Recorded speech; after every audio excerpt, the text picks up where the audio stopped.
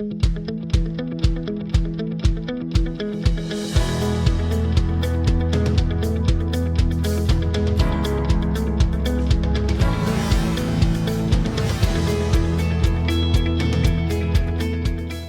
have had unseasonably mild hunting seasons, clear into the November seasons in the last 2 years particularly, across much of our region. The most common thing we hear from hunters during those dry seasons is, man, we need some weather. We've got to get some weather to get animals moving. And the paradoxical part of that is, as soon as it snows, is the roads are crowded with people leaving the country because they're afraid of getting trapped in, they don't want to be snowed up, or it just gets kind of unpleasant in the backcountry when it's wet and snowy. But that's when the hunting really starts to get good. We're hoping for a little bit better season weather-wise than we've had the last 2 years, where it stayed unseasonably mild clear into, in some cases, well into the December late elk seasons. And with a number of radio-collared elk we have in portions of the Northwest region, we didn't see any movement at all until well into December. Elk stayed very high until late in the fall. When you get weather, take advantage of it. Try to camp in a place where you're pretty sure you can get out, but then take advantage of that weather once it arrives. Be patient, especially if the season is hot and dry, and that certainly makes things tougher, but it doesn't make it impossible. So stay at it, be diligent, and really hunt the morning and evening hours, less during the middle of the day. Can be helpful in those hotter, drier seasons if that weather pattern returns this year.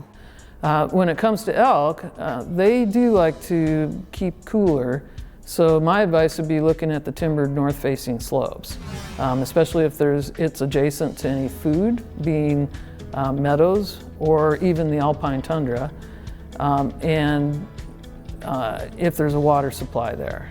And as far as deer goes, I'm not so sure it's as big as an impact on deer. I guess the impact it might be is that they're more widespread. So the other advice I'd say is don't be afraid to think outside the box. If you're used to, and a lot of our rifle season overlaps winter range time, you might actually go to more of those higher elevation transition kind of zones for the deer now. When it's warm, their forage demands are lower. They can stay in the timber. And a lot of times that time of year, the forage quality is actually better in the timber than it is out on the open, drier hillsides where the forage has already cured out. And so really, it's kind of like a perfect storm of making hunting harder. If it's really warm in late October and the elk know they're being hunted, they're just hunkered down on north slopes where they have all their forage requirements met without going out in the open and exposing themselves to hunters. With the absence of snow, some of these elk in particular might be in areas where archers may be encountering them in August, September, all the way through fourth season. So you need the ability, if there's not a big weather event like snow, to move these animals out of some of that higher country, they're likely to stay pretty high.